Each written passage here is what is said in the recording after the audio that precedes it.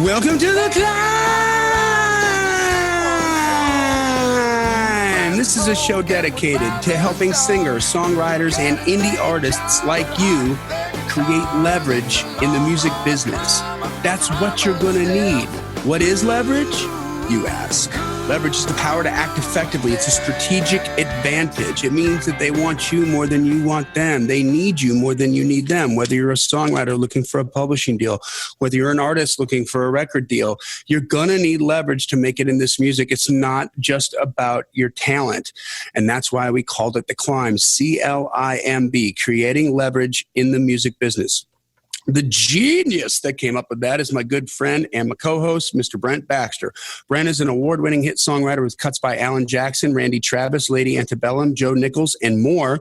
And what I love about Randy is he helps songwriters like you turn pro by revealing how you write like a pro, do business like a pro, and then he actually connects you to the pros. And you can find Brent very easily at songwritingpro.com. Once again, that's songwritingpro.com. And I would like to introduce you to my co-host, Johnny Dwinell. Johnny owns a Daredevil Production. They help you find your sound, and they help you grow your audience so you can become the artist that everybody loves, and so you can get paid. Daredevil has worked with multi-platinum artists like Colin Ray, Tracy Lawrence, Ty Herndon, and Andy Griggs, just to name a few. You can find Johnny at daredevilproduction.com. That's production, singular, no S. There's no S because there's no other Johnny D. What's up, brother? How you doing, man? You know, you only called me Randy once during that intro, but I'm sure nobody else noticed, but I'm sure it's because you have so much love for Randy Barber. Oh, my gosh, because I've just been in a meeting with Randy all morning. It's a total Freudian slip. Yeah, because Randy's my God, my hero, and now you are, too. And there you go. So. As the same way. So we're just going to leave that in there. We're just leave it. We're just going to go roll how real we are. Authenticity sells, man. Baby. Can't hurt my feelings. I got songwriter skin. You kidding me? Well, right on, man. So today we are going to reveal what the best predictor of success is. And I think it's going to be surprising to a lot of people. Awesome. You know, if there's one way to predict success in an artist, what would that thing be? And while y'all out there in podcast land are mulling over that and thinking about that and trying to decide what you think we're going to say, let's take care of a little business. Yes. Should we do this tasty 5-star review first? Ooh, hit me with it. Oh, yes, we have one. It is a 5-star review from Nikki and the Human Element. It's titled "So Smart and Generous with Your Knowledge." I don't think we've done this before yet. So I'll go ahead and read this for you. I've been listening to The C.L.I.M.B now for the past week in order to quickly get up to speed on how to promote a band and release an album. I am listening from the beginning of their podcast in order not to miss a pearly word and find myself more energized and confident than I thought possible. The advice is sage and easy to follow. They are so respectful of each other, when they're calling each other by the right name, and generous with their knowledge. I am also impressed with how quickly they respond to my emails and requests for mentoring, really walking the walk. I feel like I am developing a tribe and not doing it alone. As I go, you go. Nikki and the Human Element. Nikki, thank you so much for that tasty 5-star review. We appreciate you. Thanks for listening. And when you get to this episode 126 or so, here in about a month, thank you. Yeah, because she's starting at the beginning.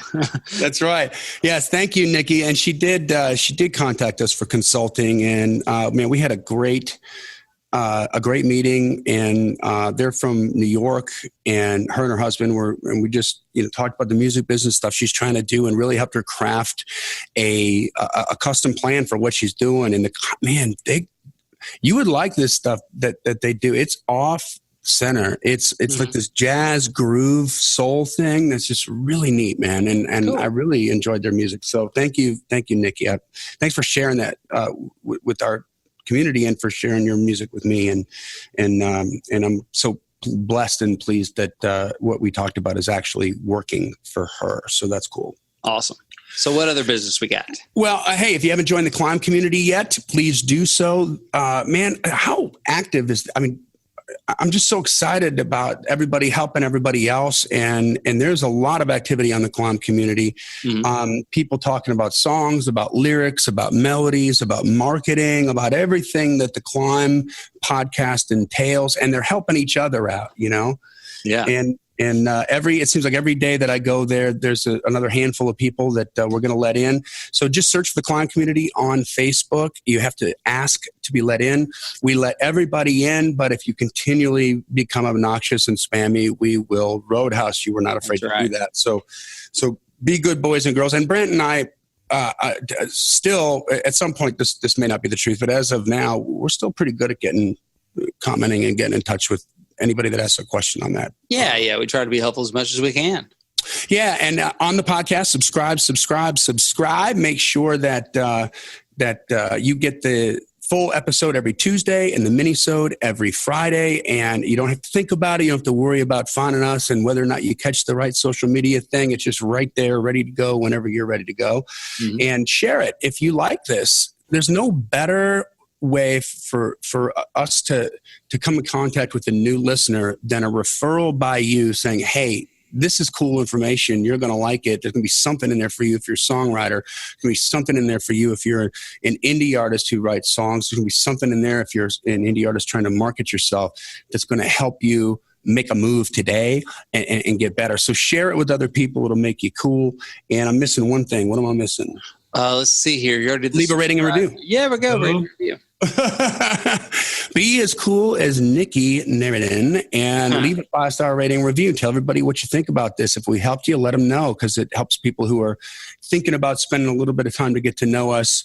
It makes them believe that, hey, this is really going to be worth it. It's worth it, because in the beginning it's a risk. You don't know, right? And then you get in, you're like, oh, boom, I love that I did this. So with that, yes. I want to talk about this study that was done. It's been a while since I have to admit I haven't read Bob Lefsetz in a while, but there have been multiple podcast episodes where we have taken a subject matter that Bob Lefsetz has talked about in his blog. It's called The Lefsetz Letter, Lefsetz, as in zebra, The Lefsetz Letter. Google that if you're not a part of it. Everybody in the industry reads this dude's blog. Industry people, artists, everybody. He's really, really brilliant. He gets a little political sometimes, but don't let that get in your way. He's right on point with technology and with what's going on with the music business. So there's really good nuggets in there.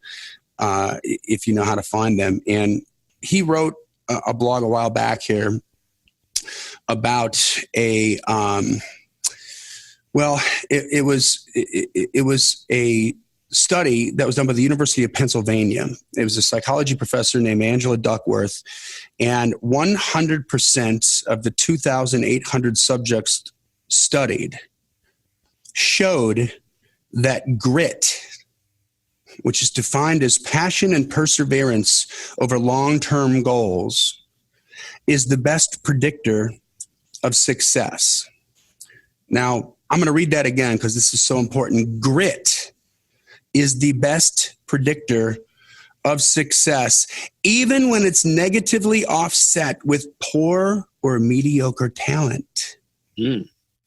I proved this my damn self. Every day. I love to tell people I clawed my way to middle management with the vocalist thing here. I wasn't going to ever win American Idol, but I certainly made a living 7 years on the road being a lead singer in a rock band because we figured out what we were strong at, and we built the show around that, and we absolutely never gave up. And in my experience as an artist, as a songwriter and a producer constantly confirm that in the entertainment world, and I know this to also be true in just business everywhere, that sticking around longer than everyone else is willing to is going to pay off eventually. Yeah. And I'm largely the same story because, I don't sing. I don't spend my time on learning how to play guitar. So as a lyricist, somebody that doesn't write melody, doesn't sing melodies, doesn't play guitar or keyboard or any other instrument, managed, get some cuts and some hits. Yeah. And that's because of work ethic, not because of natural talent. You have a natural gift, a knack for words, but a lot of songs before any of them ever monetized and a lot to overcome. So, yeah. Yeah. And I think that, I mean, obviously you got to make a move every day. You've got to keep working, but the longer that you have to wait for the big break, provided that you're still doing the work and you're not sitting on the couch watching TV, waiting for your big break.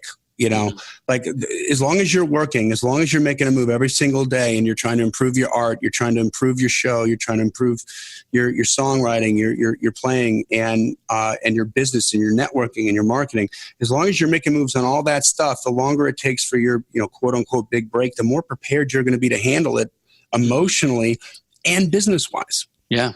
Right. The more ownership you're going to have out of it. I mean, back to my voice, I was pitchy when I started out. I'm still pitchy now. Any professional singer would be like, how did you do it? And I got good enough where I wasn't driving people out of the club, but the entertainment was good. We had killer background vocal harmonies. I'm not, like I said, I'm not going to sing, a Michael Bolton song and blow your mind just with my voice.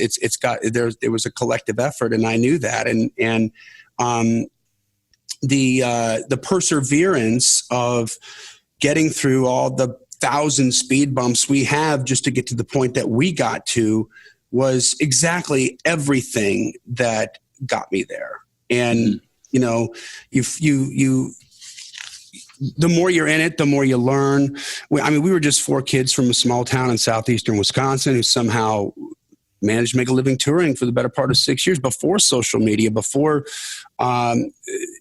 we had the reach that all the artists have now. Mm-hmm. And we did it with grit. We took risks. We weren't afraid to fail. Did we fail? Yes. How many times have I talked about the tour and what it cost and right. what we made and what it cost? We learned how to be profitable. In the heat of the moment, when I was there, the speed bumps that we hit, man, straight up, they pissed me off. Mm-hmm. I got wound up about it. I lost sleep about it. It mattered to me. I was passionate about it. And I was negative in my head like most artists are, but we still moved forward in the face of that negativity. To get around the speed bump, we learned to expect challenges on a daily basis. We learned that any negativity was non-productive. We can't focus on what we don't have. Mm-hmm. We got to focus on what we do have. And there's something else that comes to my mind, man. Grit spawns at least one immediate, tangible benefit. What's that? Respect. Like when we moved to Florida, Bud Snyder moved us down there, and Bud owned a studio. He did all the pre-production. He was in the Allman Brothers family. He did all the pre-production for the Allman Brothers in his studio, Telstar in Sarasota. He was the engineer that worked with Tom Dowd on, all Greg's vocals. Tom Dowd was the famous producer that produced the Allman Brothers and Derek and the Dominoes record and all that kind of stuff. And we were blessed to be the recipients down in Sarasota of constant goodwill just from like every angle, because people respected that we had the guts, the stones to move to Florida and follow our dream. And we did it as a team, right? Mm-hmm. We weren't like an artist with a backing band or anything like that. It was just the 4 of us. And we had many, many mission critical favors that were handed to us simply because people knew that we were putting it all on the line. And there's going to be people, and Brent, you've seen this a million times. Like when you see somebody take the risk, become vulnerable, put themselves out there, there's a contingent of people who are going to spit poison at you and try to knock you down. And oftentimes, sadly, those are people that are closest to you, family members sometimes. You're never going to make it. You got 2 weeks before you'll come crawling back or blah, blah, blah. And I promise you that the only reason that anybody would go out of their way and expend the energy needed to be so negative is because you're upsetting them, with your grit. You have grit and they didn't. And you're reminding them of that every single day, and it's painful to them. But the flip side of that too is the respect you get the people that are inspired by what you do. Because I ran into that too, at least verbally. That's what I got when I was moving from Little Rock to Nashville with no publishing deal, no job, none of that stuff. It's like, well, quit my job, moving. Okay. And, but people knew why I was moving, and I had more than one person, remark to me. It's like, man, that's really inspiring. That's really cool that, you're going out and you're chasing your dream. Yeah. I mean, Brent, we had, I can't even think of all the breaks that we got, like top 3 breaks. That we all worked at this one. When we first moved down there, it took about 6 months for us to kind of get established and be fully on the road. And for that 6 months, we all had jobs and we all worked at the same place at this phone room for the Florida Police Benevolent Association, getting people to donate to whatever, right? Mm-hmm. And everybody in the band sucked. I was really good and I kept them all employed. But our boss loved the band, loved that we were down there together, loved that we were doing this thing. And to your point, he would like fire us and then rehire the guys like J-Mo, Marty. They were terrible. They just couldn't sell anything. And he would just keep a paycheck coming in for them because he knew I was making it work on the sales thing, but he did it for the band. He did it out of respect for the grit. And a second one, Hyatt Finley, we called him Hi-Fi.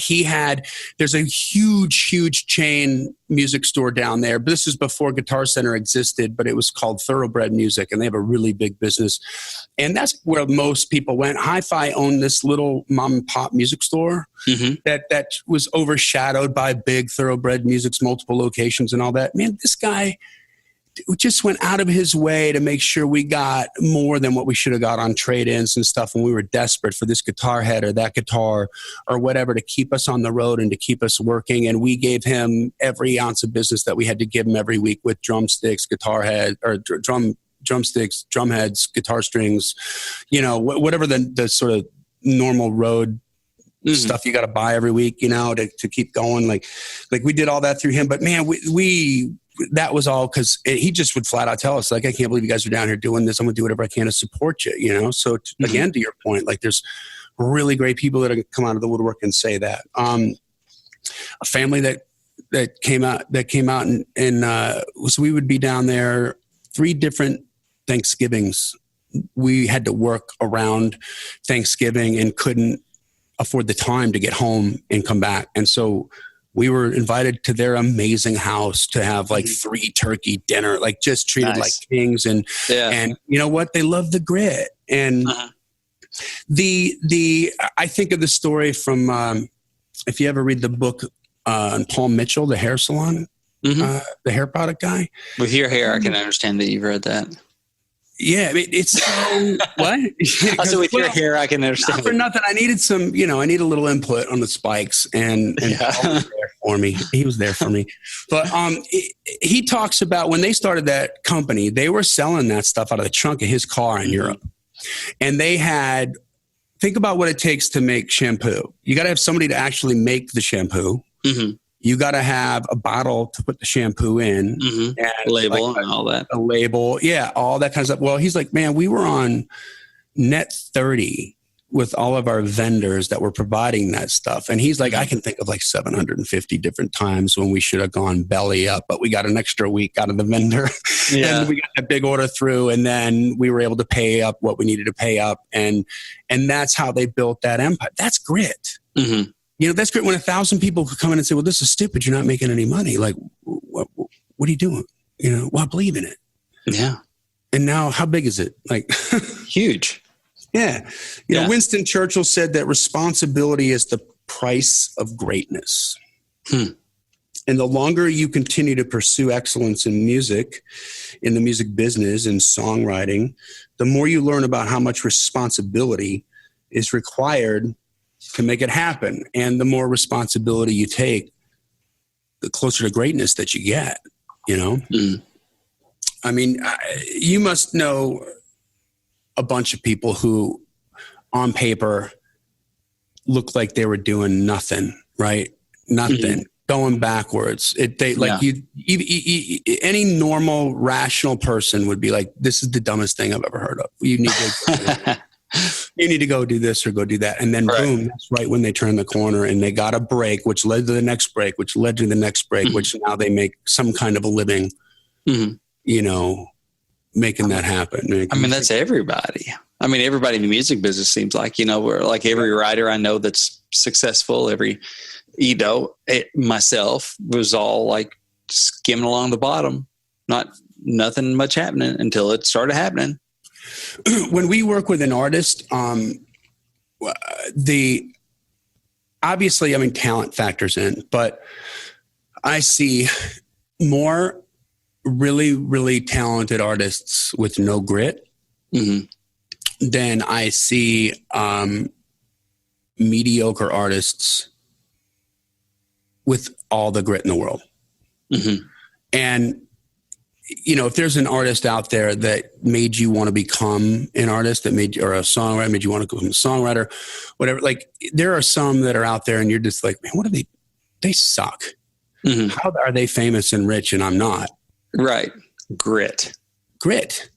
Oh, that's so much of it. I can think of, some, country was what I know best. And I can think of, one artist in mind in particular, I think of, who shall remain nameless in case, he wants to cut one of my songs one day. But, you look at this guy and he's a huge superstar, but why is this guy huge? Yeah. When there's like, he doesn't have especially when this guy started out, he's been around a while, doesn't have the traditional, like, hunk looks, not great vocals. Like why, why this guy? Grit. Yeah. He works, he picks great songs or writes great songs, knows his audience and works his tail off. Yeah. He's not the guy that's going to wow you with his vocals or with his looks or any of that stuff. It's just gets it done. Yeah. It's gone through different record labels. The first record label wasn't even a country label, yeah. And then that folded and got another deal. And why? Just grit. And you got to respect that. Yeah. And listen, the point of us taking the time and putting this particular episode and making it about this particular subject matter is that whether you are the greatest singer in the world that would make Whitney Houston, look like one of the first audition things on American Idol where they just totally stink, right? Because you're that good. Or whether you're mediocre and you're not sure if you got what it takes to make it. Every single artist, whether they're amazingly talented or have a mediocre amount of talent, has to have grit to make it.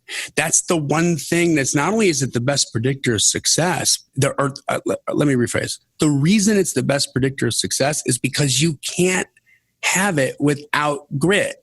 Yeah. If you think that you're going to get to the point where you can make a living being an artist, being a songwriter, and I say artist, but I have to make songwriter. What you do, Brent, as a lyricist is just so baffling to me that it's art in my mind. You know what I mean? Right. You are an artist, even though you're not an artist. And in the industry, we have to separate the two. And I often, right, because in industry terms, artist is the singer. Yeah, the one behind the mic, and then the songwriter is the one that writes the song. But yeah, we're all artists in certain definition of that term.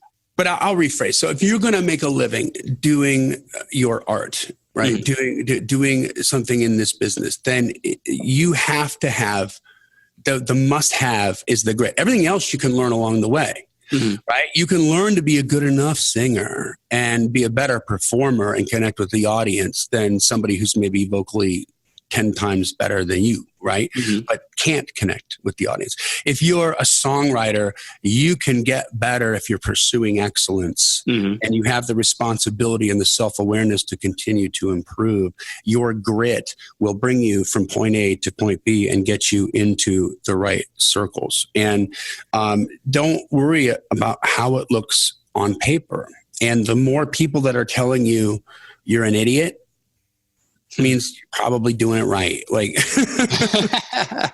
you're probably doing it right. Like I'm far more interested in the grit in anybody. Like I'll give you an outside the music industry example real quick.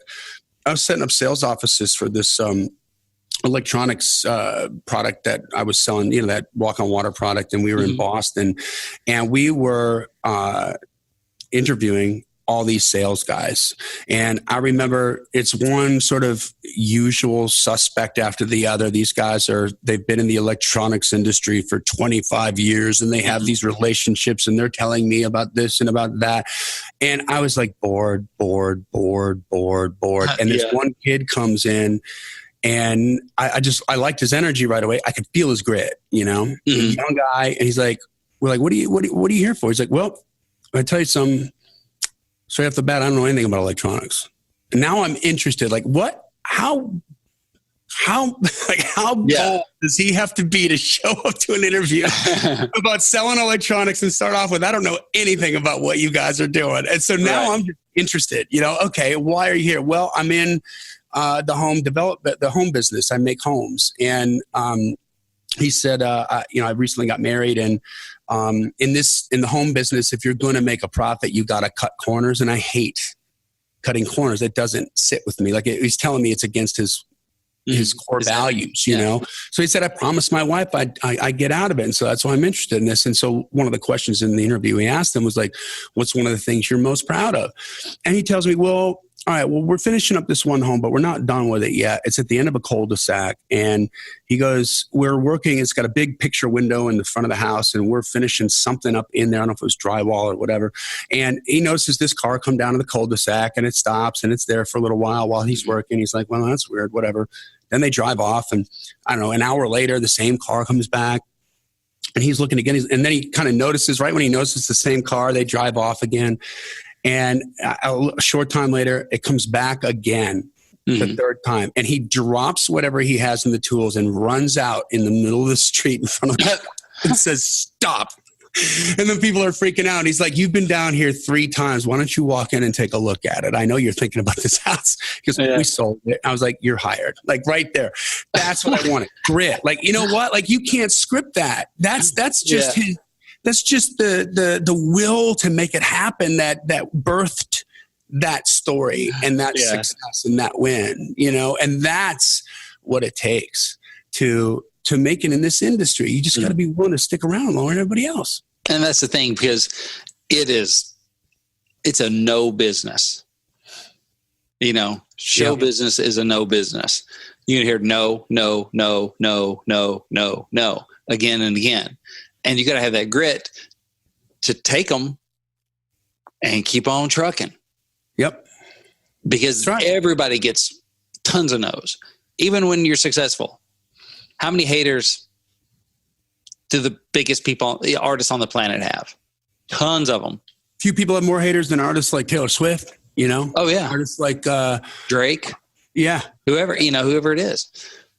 So, yeah, tons of haters. And you know what? You're going to have, and at the beginning, you're going to have more haters than people that love it. Yep. You know, you have more no's than yeses, but you got to keep going and keep working on your craft. And then some of those no's start flipping to maybes, and some of those maybes start flipping to yeses. Yeah, that's right. And it doesn't come easy. In the last story I'll finish up here that I just popped into my mind was, Brent, have you ever heard that the backstory on Sylvester Stallone with Rocky? Yes, it's a good one. So good. I mean, if you guys haven't heard this, he's written the script for Rocky, which is what launched Sylvester Stallone as a Hollywood A-list superstar. He's written the script for Rocky. He's got straight up $2.14 in his bank account. He's so broke that, and this is going to really wind a lot of people up, he sells his dog at a liquor store for $50. Mm-hmm. He's broke. He needs help. The next day, he gets the call from the studio. They want to make Rocky. This is his big break. They're going to offer him $500,000 for the script. And he says, no, because I want to act in it. Unknown actor, unproven. And they're like, you got to be kidding me. And he's like, no, I'm Rocky. And I want to be Rocky. I want to act in it. So all of a sudden, that $500,000 goes down to, I think he got like 60 grand. Mm-hmm. And they let him act. Of course, the budget for the movie went plummeted. Way down. Yeah, because they had like Robert Redford or whoever, that they were wanting to get for it. a bankable artist. Yeah. And he goes, pushes forward, and makes Rocky, wins an Oscar. I think maybe multiple Oscars, but he definitely got one for the script, which was, by the way, pretty killer script, right? Mm-hmm. Buys his dog back and gets shanghaied for like 50 grand, right? The guy sells him back like, because he knows he's got money. He's like, but he bought the dog back because he felt so guilty. But there it is, right? Like in the face of that, looking over the edge of the abyss, $2.14 left. And he didn't make a money decision. He made an art decision. That was grit. Mm-hmm. That was grit, you know? So guys, if you got grit, then you absolutely have the one thing that I promise you, as somebody who's been blessed to be in proximity to a lot of really, really, really amazing talent that you haven't heard of yet, right? Mm-hmm. That's the one thing that's missing from the greatest singers that you've never heard of. Is grit. So you've got the one thing that you need. The rest of it you can figure out. Right. And I just wanted to get some positivity in there and say, man, you got to keep going. Yeah. Grit is what allows you to keep going long enough to get those other skills. That's right, man. So listen, if you guys would, this is what we're about here. We're about, improving, getting your artists better, teaching you how to grow your audience, teaching you how to take the next step forward, teaching you how to make one move a day. That's going to get you closer to where you need to go. Get in touch with us. Schedule a consulting call today. You'd be amazed at what we can cover in just 1 or 2 hours. There is a cost to it, of course. You're taking up an hour or two of my time, but reach out at info@daredevilproduction.com. Once again, production is singular. There is no S. info@daredevilproduction.com. In the subject line, put consulting, and we will set up a time to get on the phone and talk about what you need to talk about. Whatever it is that you think we could help you with, we'll craft something custom, give you some sage advice, and get you moving in the right direction. You're going to feel great about it. You're going to feel good about applying some of this new knowledge and maybe working your way out of a little funk that you might be in right now, and you'll start to feel this way and get your grit back, okay? So that brings us to the end of another killer C.L.I.M.B episode. Join the C.L.I.M.B community if you haven't already. Mm-hmm. Ask to be let in. We'll roadhouse you if you're obnoxious. Just search for it on Facebook. Subscribe to the podcast to make sure you get all the episodes automatically as they slide into your phone magically from nowhere. Mm-hmm. And share it with your friends, with your bandmates, with your other songwriter community friends. Let them know that it exists because the numbers keep showing. We broke another record last year, Brent. Congratulations. Last month. Yep. Like by 1,000 downloads, which is like really super exciting. And it just shows that the content resonates with people. Like once they get in, they're learning and they're excited to do more. And then finally, take a couple seconds and leave a 5-star rating and a review and let other people know what you think. So this podcast exists because we want you to win. So keep on climbing. And we'll see you at the top.